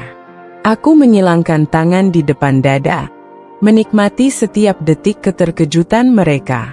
"Dulu kalian menganggapku sampah, bukan? Kalian pikir aku tidak akan bisa menjadi apa-apa setelah ditinggalkan?" Aku menatap mereka satu persatu dengan sorot tajam. Sayang sekali, kenyataan berkata lain. Ibu mertua tampak berusaha keras mencari kata-kata. Tapi, kau hanya wanita biasa. Kau tidak akan pernah bisa lebih baik dari Nadia." Aku tertawa, kali ini lebih keras. "Oh, sungguh? Coba tanyakan pada Nadia sendiri, siapa yang lebih baik sekarang?" Wajah ibu mertua langsung menegang. Ia melirik Nadia yang masih berdiri di sudut, wajahnya menunduk dalam diam. Aku menghela napas pelan, lalu memasukkan tangan ke dalam tas kecilku. Dengan tenang, aku mengeluarkan segepok uang dan melemparkannya ke tanah, tepat di depan kaki mereka. "Ini untuk semua hinaan dan cemoohan yang kalian lemparkan padaku dulu," kataku tajam. "Aku ingin kalian tahu, aku tidak hanya bisa berdiri di atas kaki sendiri. Aku jauh lebih sukses dari yang pernah kalian bayangkan." Wajah ibu mertua memerah, sementara Revan menatapku dengan sorot mata gelap penuh emosi. Aku melangkah mundur perlahan, menatap mereka satu persatu dengan tatapan penuh kemenangan. "Selamat menikmati hidup kalian," kataku sebelum berbalik dan melangkah pergi. Aku tidak perlu menunggu reaksi mereka. Aku sudah mendapatkan yang kuinginkan. Balas dendamku telah sempurna. Saat aku berbalik dan melangkah pergi dengan penuh kebanggaan, aku bisa merasakan sorot mata mereka yang masih tertuju padaku. Namun, aku tidak peduli. Langkahku mantap, penuh percaya diri, seolah menegaskan bahwa aku telah menang dalam permainan ini. Tapi sebelum aku benar-benar pergi, suara Revan kembali menggema di udara. "Putri, tunggu." Aku berhenti sejenak, namun tidak langsung menoleh. Aku membiarkan beberapa detik berlalu, membiarkan rasa paniknya semakin menyesakkan dadanya. Kemudian, dengan santai, aku menoleh ke belakang. Revan berlari menghampiriku. Wajahnya penuh dengan emosi yang sulit diartikan. Ada kegelisahan, kemarahan, dan sesuatu yang lain. Aku tetap diam, menunggu apa yang akan dikatakannya. "Putri, Revan terlihat ragu, seperti seseorang yang ingin mengucapkan sesuatu tetapi tidak tahu harus mulai dari mana. Ia menarik napas dalam-dalam sebelum akhirnya berkata, "Aku minta maaf." Aku menatapnya tanpa ekspresi. "Minta maaf?" Aku mengulang perkataannya dengan nada sinis. Revan mengangguk cepat. "Aku bodoh. Aku telah termakan oleh omongan keluargaku. Aku telah mengabaikanmu, menyia-nyiakanmu. Aku baru sadar betapa berharganya kau setelah kau pergi." Aku tersenyum tipis, namun tatapanku tetap dingin. "Lucu sekali," kataku. "Kenapa semua orang baru sadar akan nilai sesuatu setelah kehilangan?" Wajah Revan menegang, ia terlihat semakin frustrasi. "Putri, dengarkan aku. Aku benar-benar menyesal. Aku tidak tahu bagaimana aku bisa begitu bodoh meninggalkan wanita seperti kamu. Aku ingin memperbaikinya." Aku terkekeh pelan. "Memperbaiki?" Aku mengulangi ucapannya dengan nada mengejek. "Revan, kau pikir ini seperti mainan rusak yang bisa diperbaiki begitu saja? Kau pikir setelah semua yang kau lakukan, aku bisa kembali padamu?" Aku menggelengkan kepala perlahan. "Sayang sekali, Revan. Aku bukan wanita yang akan jatuh ke lubang yang sama 2 kali." Ibu Revan yang sedari tadi diam akhirnya ikut berbicara. "Putri, kau tidak mengerti. Revan masih mencintaimu. Kau bisa kembali padanya, dan kita bisa melupakan semuanya." Aku menatap wanita itu dengan tajam. "Melupakan semuanya?" Aku menyeringai. "Melupakan bagaimana kalian menghina dan mempermalukan aku? Melupakan bagaimana kalian mencampakkanku seperti sampah? Dan sekarang, ketika aku sudah sukses, kalian ingin aku kembali?" Aku menatapnya dengan penuh kebencian. "Tidak, Bu. Tidak akan pernah." Wajah Ibu Revan langsung memucat. Sementara itu, Revan terlihat semakin panik. "Putri, aku mohon. Aku tidak bisa hidup tanpa kamu. Aku menyesal. Aku benar-benar menyesal." Aku menatapnya lama, lalu menghela napas pelan. "Penyesalan memang selalu datang terlambat, Revan." Aku kembali melangkah, tak ingin lagi membuang waktuku untuk pria yang dulu menghancurkanku. Namun, baru beberapa langkah, aku mendengar suara jatuh di belakangku.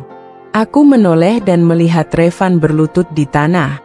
Kepalanya menunduk dalam, kedua tangannya mengepal erat. "Aku pantas dihukum. Aku pantas kehilanganmu." Suaranya parau, hampir seperti bisikan yang putus asa. Aku tetap menatapnya dengan dingin. Aku tahu, ini bukan hanya drama belaka. Aku bisa melihat keputusasaan di wajahnya. Aku bisa merasakan kehancurannya. Tapi itu bukan urusanku lagi. Aku mendongak, menatap lurus ke depan. Aku telah menang. Aku telah membuktikan bahwa aku lebih kuat, lebih baik, dan lebih berharga tanpa mereka. Dan sekarang, aku akan pergi, tanpa pernah melihat ke belakang lagi. di tanah dengan ekspresi penuh penyesalan. Matanya merah dan berkaca-kaca. Napasnya tersengal, seperti seseorang yang baru saja kehilangan sesuatu yang sangat berharga. Namun, aku tetap tak tergerak. Aku menatapnya dengan tatapan kosong, seolah semua rasa yang pernah ada telah benar-benar mati. Ibu Revan juga terlihat terguncang. Wanita yang dulu dengan angkuhnya meremehkanku kini tak bisa berkata-kata. Ia menggigit bibirnya, menundukkan kepala, seolah baru menyadari betapa bodohnya telah membuang seseorang yang justru jauh lebih berharga dibandingkan menantu yang selama ini diidam-idamkannya. Putri, kumohon.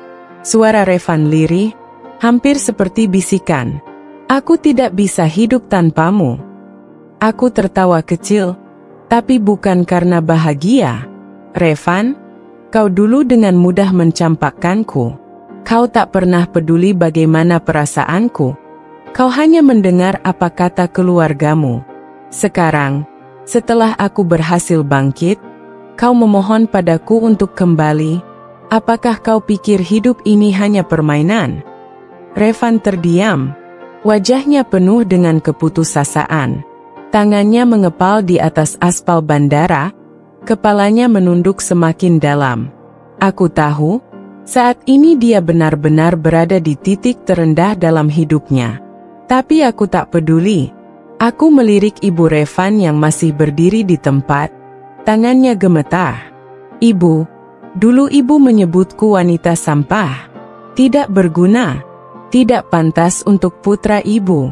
Sekarang lihatlah, siapa yang sebenarnya lebih berharga. Ibu Revan menunduk semakin dalam, tak berani menatap mataku. Aku melangkah mendekat, menatap mereka dengan penuh rasa puas. Aku ingin kalian ingat hari ini baik-baik. Ingat bagaimana rasanya dihancurkan oleh seseorang yang dulu kalian rendahkan. Ingat bagaimana rasanya berlutut dan memohon kepada seseorang yang dulu kalian anggap tak berarti. Aku mengambil segepok uang lagi dari dalam tas, lalu dengan enteng aku lemparkan ke depan mereka. Uang itu berserakan di atas aspal, sebagian terkena angin dan beterbangan. Beberapa orang yang menyaksikan adegan ini terkejut, tetapi aku tak peduli. Ambillah. Ini lebih dari cukup untuk membeli harga dirimu, Revan. Aku berbalik, meninggalkan mereka dalam kehancuran.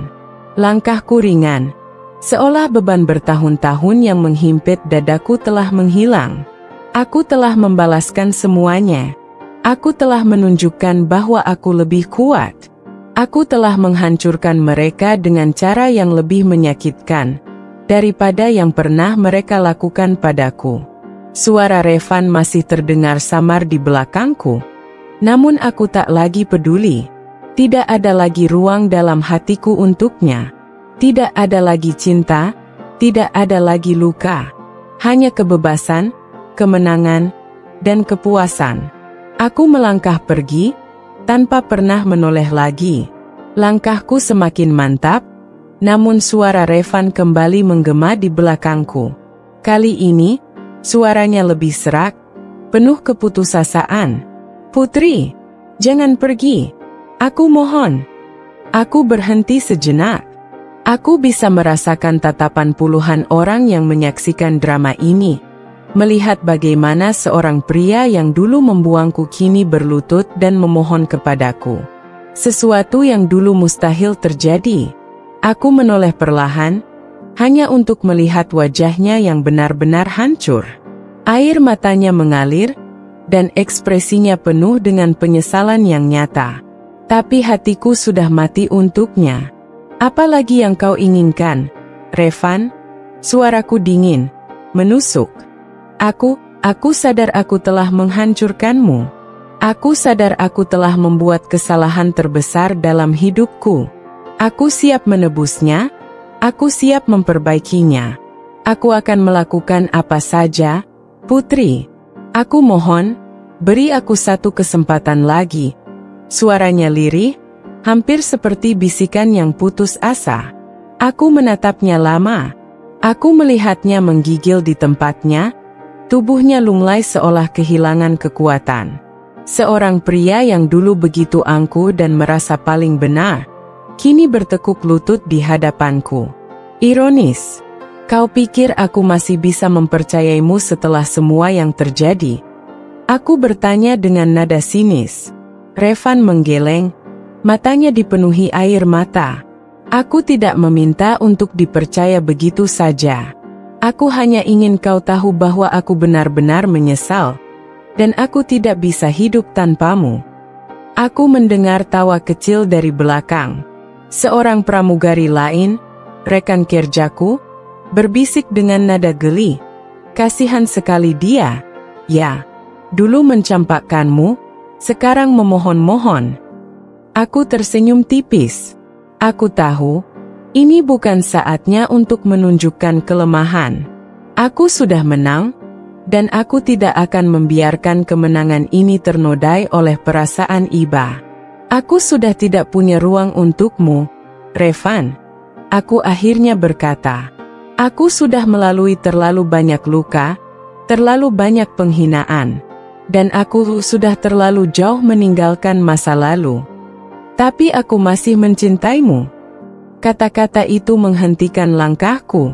Untuk sesaat, aku merasakan sesuatu di dadaku bergetar. Tapi aku segera menepisnya. Cinta, kata yang sama yang dulu diucapkannya sebelum dia mencampakkanku seperti sampah. Aku tertawa sinis. Cinta, kau baru menyadari cintamu setelah aku pergi? Setelah aku berhasil bangkit? Cinta macam apa itu, Revan? Revan tertunduk, tak bisa menjawab. Aku melangkah mendekatinya, membiarkan kata-kataku menjadi belati yang menusuk hatinya. Kau memilih keluargamu. Kau memilih meninggalkanku. Dan sekarang, kau ingin aku kembali setelah aku membuktikan diriku? Kau pikir aku barang yang bisa kau ambil dan buang sesuka hatimu? Ibu Revan yang sedari tadi diam kini akhirnya bersuara. Suaranya tidak seangkuh dulu, tidak penuh gengsi seperti saat pertama kali aku menikah dengan anaknya. Sekarang, suara itu penuh ketakutan. Putri, kami salah, Nak. Kami menilaimu terlalu rendah. Kami tidak pernah mengira kau akan menjadi seperti ini. Aku menoleh padanya, menatapnya tanpa emosi. Jadi kalian hanya menilai seseorang dari seberapa banyak harta yang mereka miliki. Wanita itu mengangguk pelan, wajahnya merah pada menahan malu. Kami buta. Kami terlalu sombong. Aku tertawa kecil. Dan sekarang kalian ingin aku kembali? Setelah aku berdiri tegak di puncak kesuksesan. Aku menatap mereka satu persatu. Ibu Revan, yang kini terlihat lebih tua dari sebelumnya, tubuhnya gemetar, gengsinya hancur. Revan, yang berlutut dengan wajah basah oleh air mata, tangannya terkatup memohon belas kasihan. Orang-orang di sekitar yang melihat semua ini, berbisik-bisik, mengabadikan momen ini dengan ponsel mereka. Aku bisa saja menghancurkan mereka lebih jauh. Aku bisa saja terus mempermalukan mereka. Tapi untuk apa? Aku sudah menang.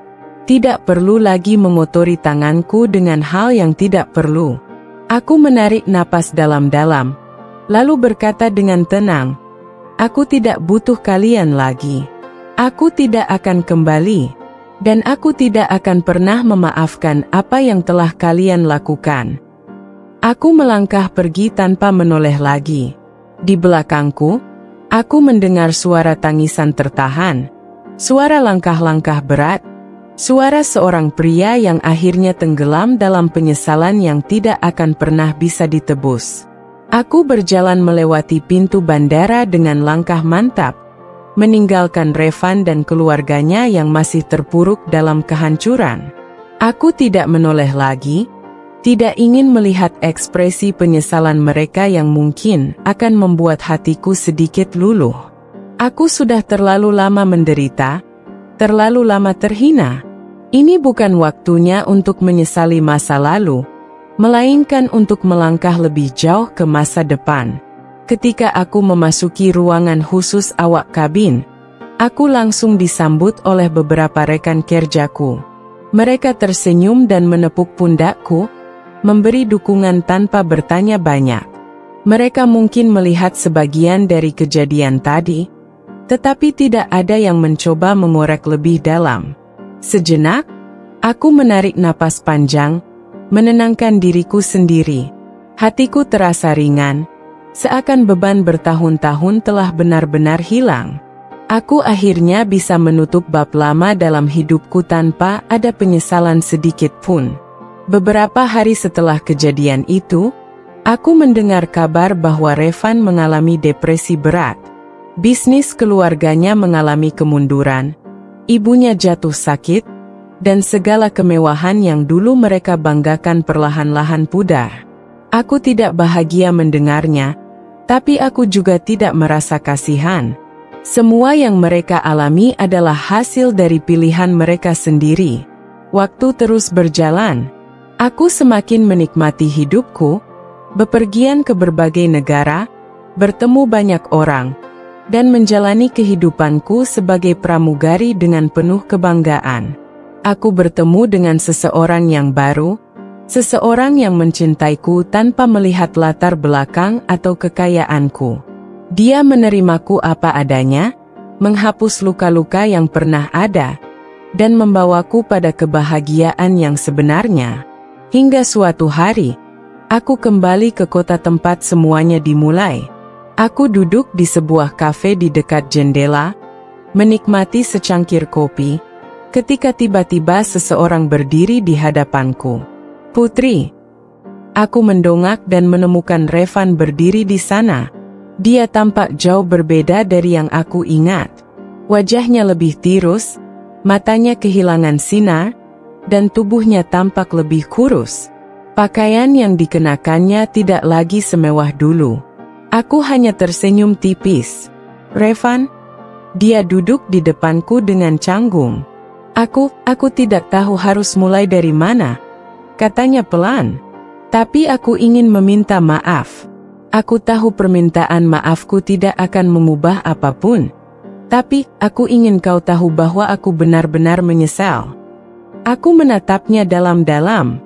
Aku tidak merasakan kemarahan, tidak juga kebencian. Hanya ada perasaan lega, karena akhirnya aku bisa berdiri di hadapannya tanpa rasa sakit.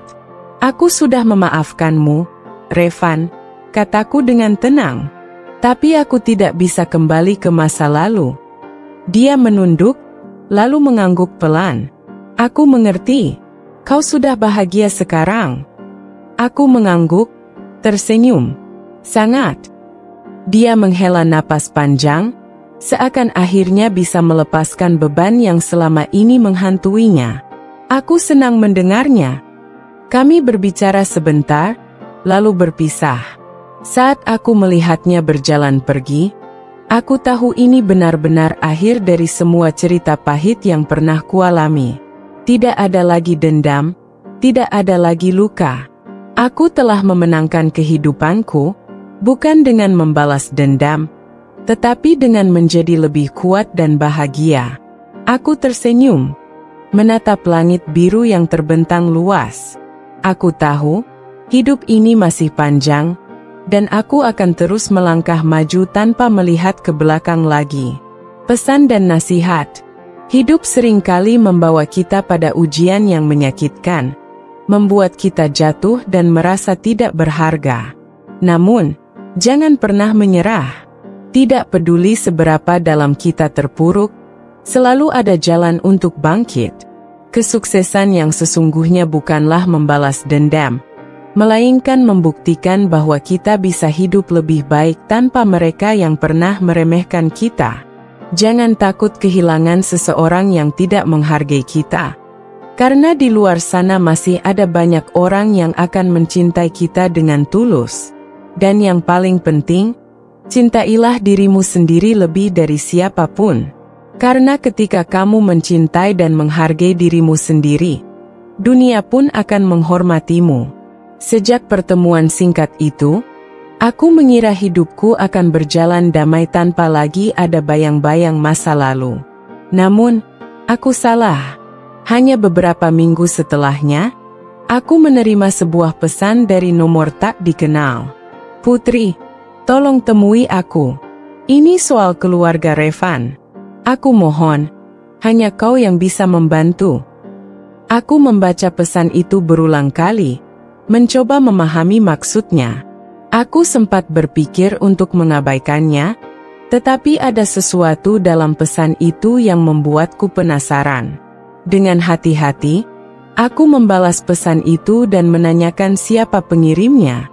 Tak butuh waktu lama sebelum aku menerima balasan. "Aku Laras, adik sepupunya Revan. Aku mohon, bertemulah denganku. Aku tahu kau tidak ingin berurusan lagi dengan mereka, tapi ini penting." Laras. Nama itu terdengar familiar. Meskipun aku tidak begitu dekat dengannya, aku mengingatnya sebagai satu-satunya anggota keluarga Revan yang tidak pernah ikut menghina atau merendahkanku. Aku ragu, tetapi rasa ingin tahuku lebih besar. Akhirnya, aku setuju untuk bertemu dengannya di sebuah kafe kecil yang jauh dari keramaian. Saat aku tiba, aku langsung melihat Laras duduk di pojok ruangan. Wajahnya tampak lelah dan cemas. Begitu melihatku, dia langsung berdiri dan menyambutku dengan gugup. "Aku benar-benar tidak tahu harus kemana lagi, Putri," katanya sambil menggenggam tanganku erat. "Aku tahu ini aneh, dan aku minta maaf kalau aku mengganggumu, tapi keluargaku sedang dalam kekacauan besar." Aku duduk di depannya, menatapnya penuh tanya. Apa yang sebenarnya terjadi? Laras menghela napas panjang sebelum mulai bercerita. "Setelah aku meninggalkan keluarga Revan, segalanya mulai berubah drastis. Bisnis yang dulu mereka banggakan perlahan-lahan hancur karena salah urus. Ibu Revan yang dulu begitu angkuh mulai kehilangan pengaruhnya, dan dengan cepat mereka jatuh ke dalam krisis finansial. Namun, yang lebih buruk adalah konflik internal yang meledak di antara mereka. Ayah Revan mulai menyalahkan ibunya karena terlalu mengutamakan gengsi daripada kenyataan," kata Laras dengan suara bergetar.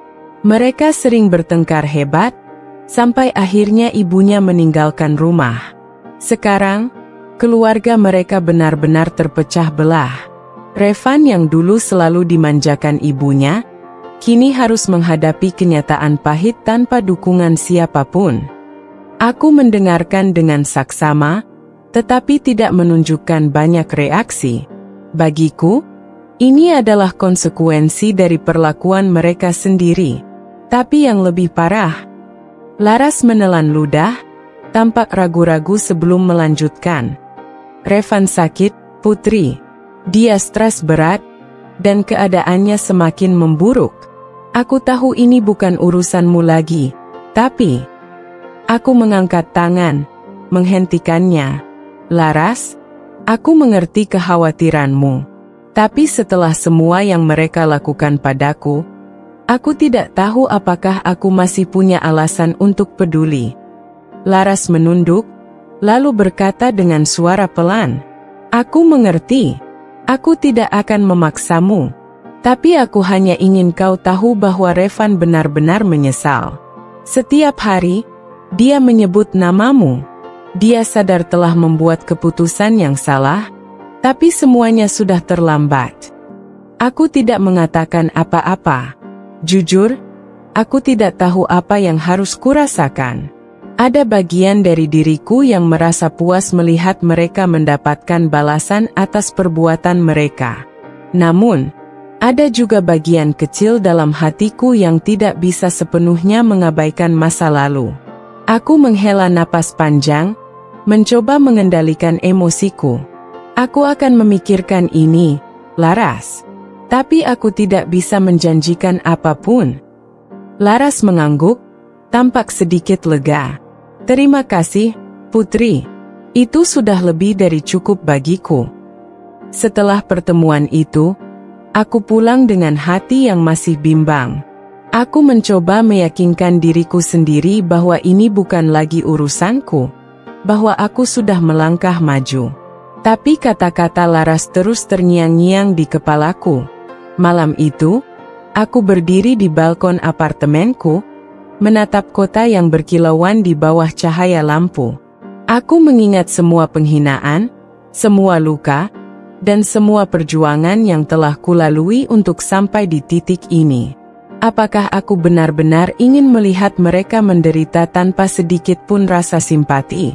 Atau apakah aku sudah cukup kuat untuk menghadapi mereka tanpa rasa dendam? Aku tahu, cepat atau lambat, aku harus membuat keputusan.